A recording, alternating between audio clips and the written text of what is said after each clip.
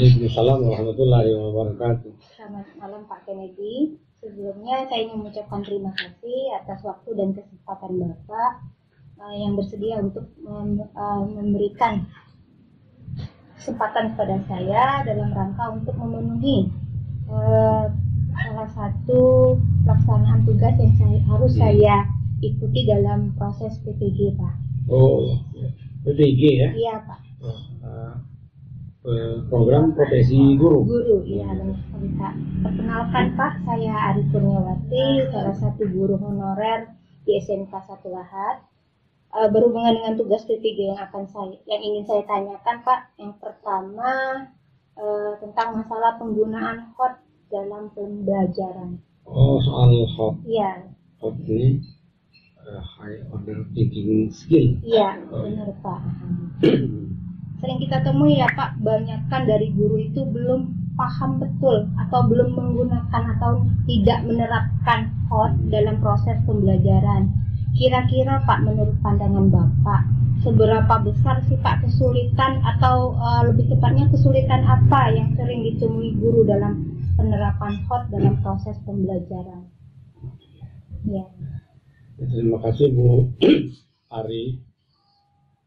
Sebelumnya saya perkenalkan dulu, nama saya Kennedy Lutfi. Ya, saya memang bertugas di SMK Negeri 1 Lahad. Adapun bidang studi yang saya bina di sekolah teknik pengelasan. Dengan masa kerja kurang lebih untuk sebagai PNS sudah 22 tahun, tapi jika dihitung dari honorer kurang lebih 27 tahun. Nah, itu identitas. Ini terkait dengan pertanyaannya tadi tentang kesulitan ya, kesulitan guru dan pemahaman tentang soal atau pembelajaran dengan HOT. Ya.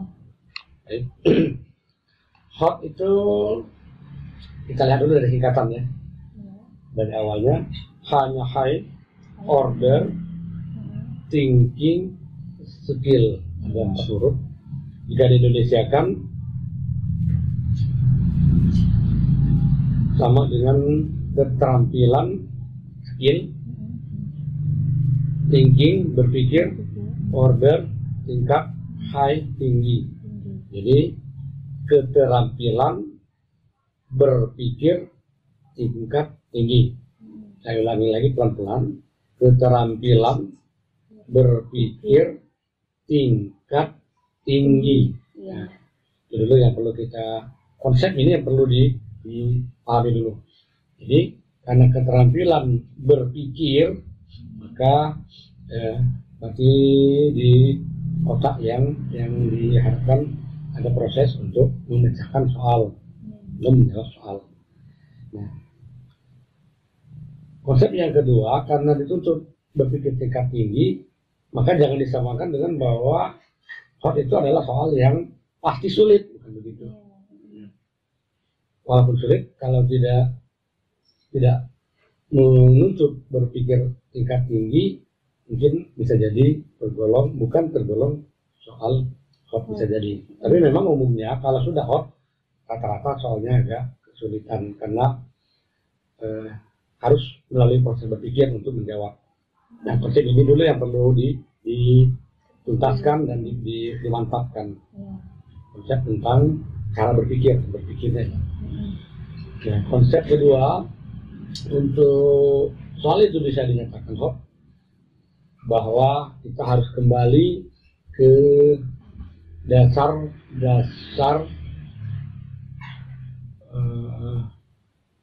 ranah kognitif. Karena berpikir, jadi kognitif tahu berpikir pengetahuan. Kita mengacu untuk kognitif ini ke salah satu pendapat dari Bloom yang dimodifikasi oleh Anderson yang terkenal dengan nama taksonomi Bloom. Dari sini nanti kita ketahui bahwa yang mana HOT dan tidak. Perlu diketahui dan sudah kita kenal semua semenjak dari bangku kuliah sampai sekarang bahwa taksonomi Bloom itu kan dari C1, C2, C3 sampai C6. Nah, antara C1, C2, C3 dan seterusnya sampai C6 ini harus tidak mungkin langsung ke C3 tanpa melewati C1 dan C2, tidak mungkin. Pasti dari C1 sudah C1 baru langkah ke C2, C3 dan seterusnya sampai ke C6. Ini proses secara struktural, tidak bisa lompat. Yang menjadi penyebab pertama kenapa guru banyak kesulitan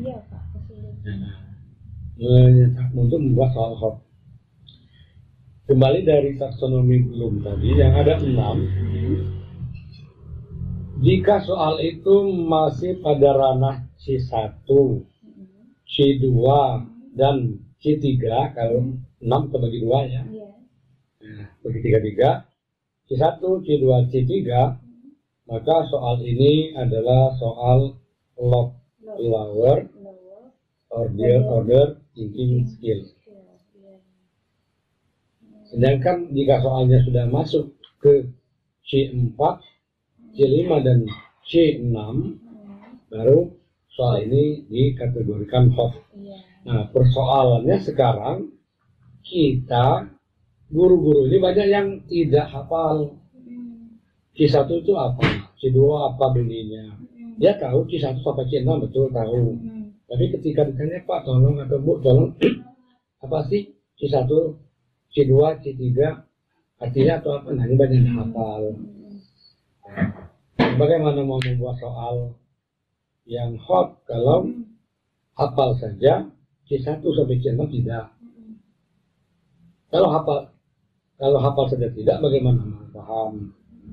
Nah, ini mesti hafal dulu dan paham dulu. C1 adalah mengingat, dalam bahasa Inggris remember. Kemudian C2 itu understanding. Jika di Indonesia kan memahami. Kemudian yang ketiga aplikasi, C3. Aplikasi itu kalau kita Indonesia kan menerapkan. Dan nah ini baru. Jadi batasan soal dari mengingat, memahami dan menerapkan ini soal-soal yang masih tergolong lot C1, C3 kan? C3. Nah, bagaimana dikatakan hot sudah memasuki C4 sampai C6. C4 itu adalah menganalisis. C4 menganalisis. Jadi kalau suatu soal itu ada siswa dituntut untuk berpikir untuk menganalisa sebuah persoalan, maka berarti dia masuk soal hot. C5 dari C4 yang menganalisis, C5 adalah mengevaluasi, dan yang terakhir paling tinggi adalah mengkreasi atau mencipta. Nah, ini lihat sampai 6 ini tadi harus duduk nih, dari hafal sampai ke paham, supaya bisa membedakan mana soal hot dan soal lot. Itu ini. Nah, kalau sudah di taksonomi belum ini mereka pahami, masuk ke dimensi yang kedua tentang soal hot.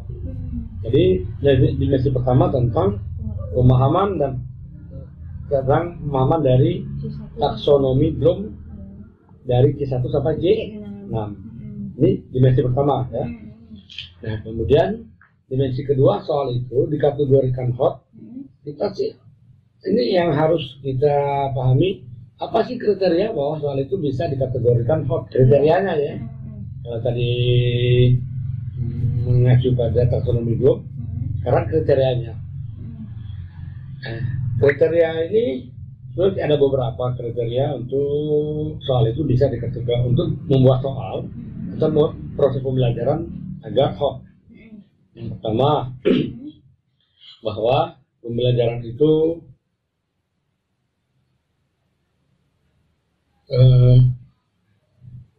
diambil dari kehidupan sehari-hari, ya. Jadi nyata dalam kehidupan sehari-hari yang sering dijumpai anak, dengan kata lain yang apa ya, hangat atau apa ya, yang lebih mudah ya, ya, lebih lagi trending. Trending lah ya. Trending yang bahasanya lebih mudah ya. Nah, jadi yang trending yang lagi ramai dibicarakan orang ini satu. Ya. Yang kedua, soal hot itu adalah soal yang update, ya, yang terbaru atau update dari hal-hal yang sering diungkapkan di media massa atau di kelompok-kelompok belajar. Dan kriteria yang ketiga, soal itu dikategorikan hot ketika membuat soal awali dengan stimulus atau rangsangan. Jadi kebanyakan stimulus ini berupa narasi atau cerita yang mengarah ke soal ini. Nah, pada stimulus ini akan lebih baik hotnya itu jika ditambahkan faktor pendukung. Seperti faktor pendukung ini gambar atau grafik. Kriteria-kriteria inilah yang sebaiknya diterapkan ketika membuat soal hot. Nah, karena kriteria ini yang terkadang lupa, kemudian taksonomi yang tidak hafal, menjadi faktor sulit membuat soal hot. Kalau pertanyaannya cuman misalnya nih, apa penghasilan terbesar di kota Lahat? Nah itu prosesnya itu kira-kira apa tuh? Mengingat atau memahami atau menerapkan? Pertanyaannya tadi, apa penghasilan terbesar di kota Lahat misalnya? Kira-kira menurut Pak Ari itu apa nih? Masuk ke kategori yang mana nih? Yang mengingat saja. Ingat batu bara, kopi, karet. Nah itu tidak masuk hot, karena hanya siswa peserta uji hanya berpikirnya ingat di C1 ya Pak ya, bukan belum C4 ya Pak. Belum masuk, itu masih power, order, thinking, skill. Silakan kalau mungkin ada yang terkait penjelasan sedikit tadi, ada yang masih mengganjal atau yang ditambahkan pertanyaannya? Enggak Pak, sudah cukup jelas, sudah cukup clear, sudah dijabarkan satu demi satu Pak. Terus pertanyaan kedua ya Pak, seberapa besar penerapan hot yang telah dipakai Pak oleh guru yang ada di lingkungan sekolah kita Pak dalam proses pembelajaran di kelas itu menurut sudut pandang Bapak?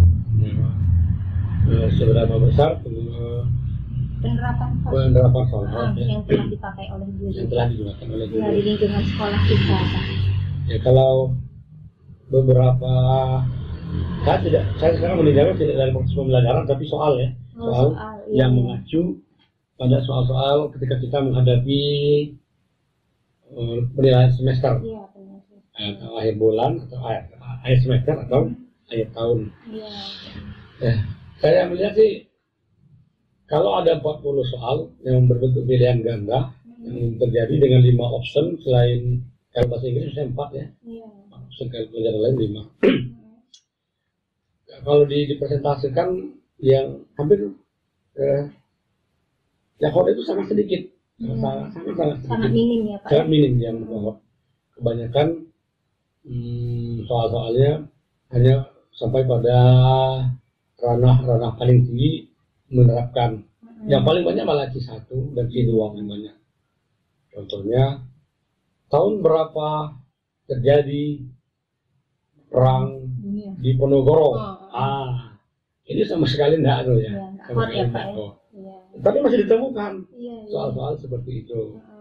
Atau menurut Rara, apa pengertian dari misalnya mengarah pada fisika, apa yang dimaksud dengan satuan pokok, besaran pokok? Nah ini juga nggak hot, karena cuma mau menghafal, sama mengingat saja. Itu masih terjadi, tapi yang selainnya tidak perlu terjadi. Ya itulah ya, proses pembelajaran adalah perlahan-lahan.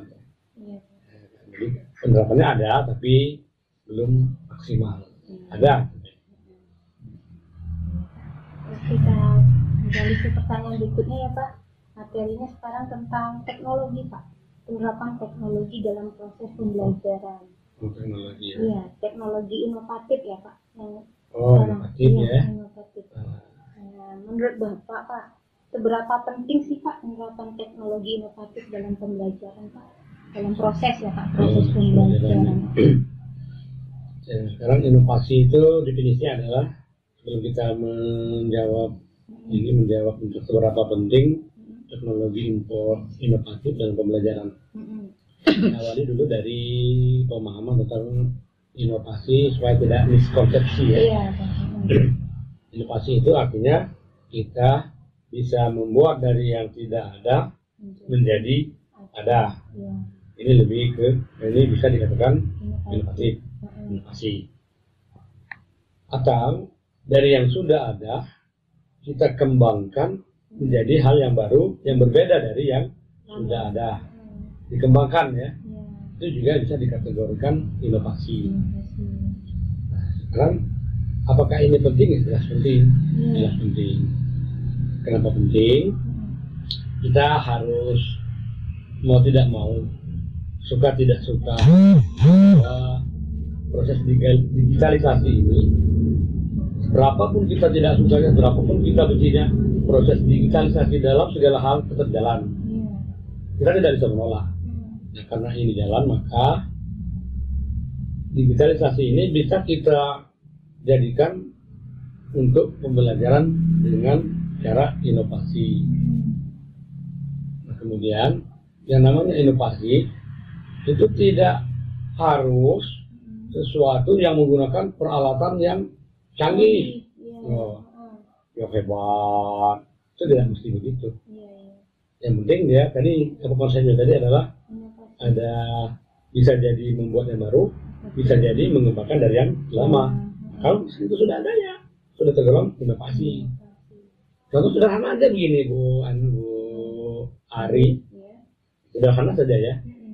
Kalau yang inovasi dari teknologi, dalam satu keluarga biasanya itu paling tidak, satu keluarga ya saat ini paling tidak ada satu HP Android ya, paling tidak, paling minimal. Nah, pada HP Android ini walaupun hanya bisa menggunakan media sosial yang paling populer yaitu WhatsApp, karena begitu, tidak usah dulu kita bisa yang jauh-jauh, WhatsApp saja lah yang familiar ya, mudah digunakan dan banyak digunakan. Nah, apakah ini bisa dijadikan untuk media pembelajaran inovasi? Ya bisa, sangat bisa. Contoh sederhana begini, misal nih kita buat soal ulangan, kemudian soal ulangan ini kita ketik di Word. Setelah kita ketik di Word, kita upload ke Google Drive, simpan di Drive ya. Nah, kemudian di Drive ini linknya, karena dia Drive ini kan berbasis online ya, pasti ada tautan di sana, ada link. Nah, tautan ini kita jadikan barcode misalnya, QR code, quick response code. Ya. Jadi tautan kita jadikan barcode, kan kecil tuh barcode-nya, cuman berapa ukurannya, bisa besar bisa kecil.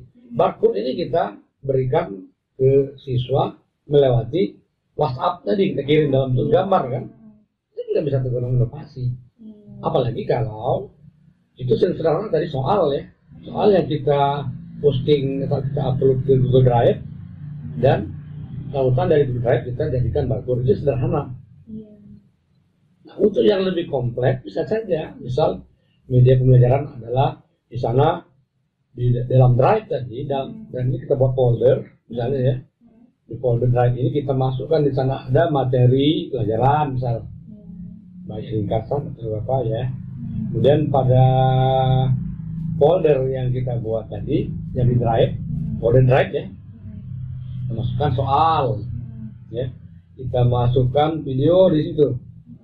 Kemudian kita masukkan umpan balik, pokoknya kita lengkapi lah ya, pembelajaran. Kita lengkapi dengan latihan, kemudian kita lengkapi tutorial-tutorial yang lain. Karena dia satu folder tadi, disimpan dalam satu folder. Nah, foldernya ini nanti karena di Drive kan juga berupa link. Linknya kita jadikan barcode lagi. Ketika anak membuka barcode, di scan, maka akan dia jumpai. Ini materinya, ini soalnya, ini video pembelajarannya, ini umpan balik. Kadang kan sederhana satu barcode ya. Kita aja WhatsApp ya, sudah termasuk inovasi. Ya, jadi itu yang kan sederhana ya. Kita hampir tiap hari kita terima barcode ini. Di botol apa pasti ada barcode-nya. Di sabun mandi itu pasti ada barcode. Kehidupan sehari-hari.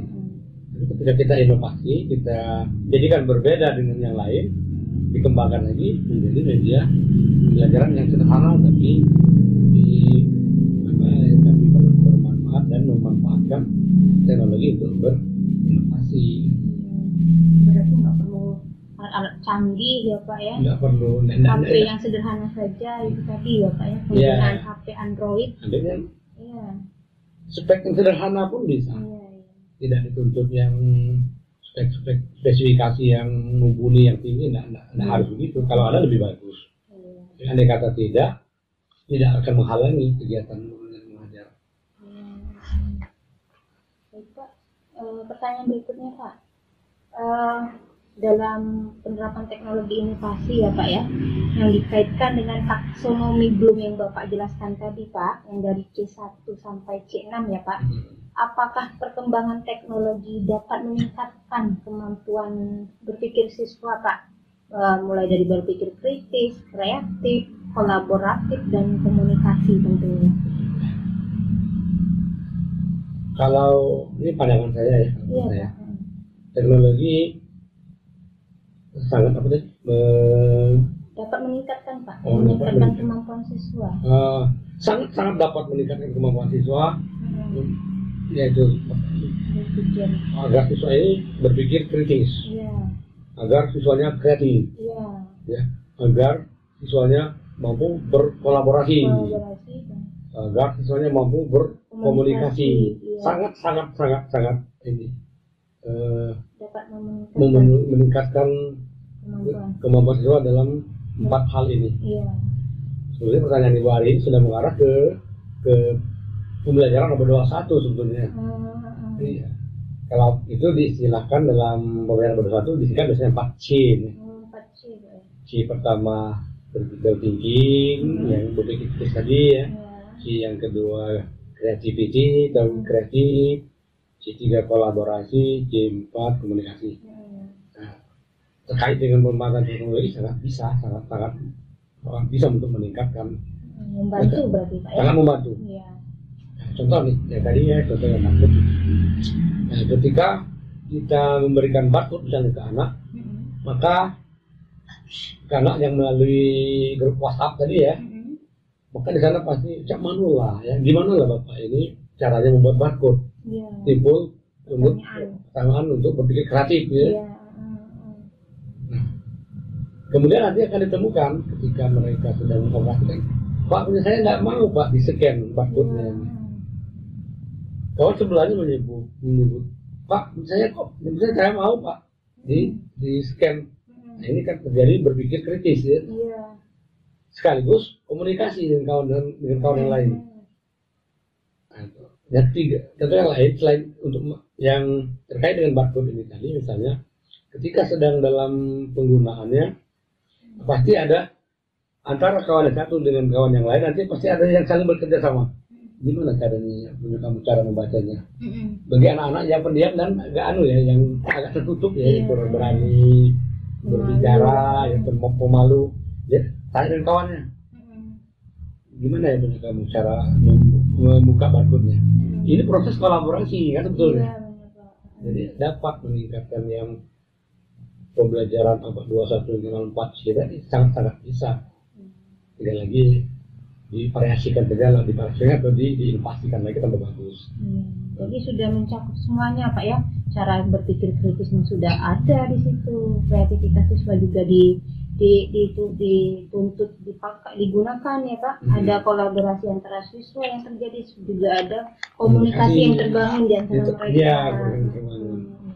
Nah, yang perlu kita sadari begini Bu Ari, kita kadang-kadang tidak tahu ya, keempat ini ada pada yang kita berikan tadi. Kita tidak sadar kan bahwa kita sudah memberikan ke anak itu cara berpikir segala macamnya. Tapi tanpa kita sadari dan tanpa anak sadari, itu sudah membangun pembelajaran abad 21. Jadi tidak mesti harus disebutkan. Oh, kita belajar berpikir kritis, tidak harus disebutkan begitu.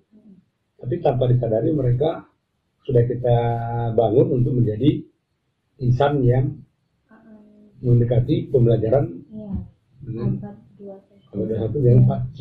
Ya, pola pikirnya ya, Pola Pak. pikirnya, Pola ya. pikirnya sudah sesuai dengan pembelajaran abad 21. Itu tuh yang dikatakan dapat meningkatkan tadi ya. Iya. Kemampuan anak dalam berpikir kritis, kolaborasi, komunikasi dan kreatif. Dan ini harus untuk agar generasi penerus kita menjadi generasi yang gemilang. Ya Pak, saya rasa cukup itu saja Pak. Terima kasih atas penjabaran dan ilmu berbaginya Pak. Semoga bermanfaat untuk semuanya. Semoga ada sebagai dasar untuk lebih memajukan pendidikan dan dasar untuk menjadi guru yang lebih baik lagi Pak, dalam proses pembelajaran. Terima kasih atas waktunya Pak Ken. Selamat malam dan Assalamualaikum warahmatullahi wabarakatuh. Saya juga mengucapkan terima kasih atas kepercayaannya. Ya, Pak. Saya sebagai salah satu yang dianggap expert. Menjadikan expert. Iya, Dan saya juga mohon maaf ya kalau tadi kata-kata saya ada yang mungkin kurang jelas atau terlalu cepat atau kurang keras ya, atau terlalu kurang cocok dan ada yang kurang kata-katanya yang kurang berkenan. Saya minta maaf ya, mudah-mudahan ini bisa menjadi pelajaran juga buat saya. Ya, nanti dalam berkomunikasi saya harus lebih baik lagi. Ya, selamat belajar, mudah-mudahan kita sama-sama belajar dan sama-sama untuk mendapatkan hasil yang terbaik. Ya. Terima kasih. Assalamualaikum warahmatullahi wabarakatuh. Waalaikumsalam warahmatullahi wabarakatuh.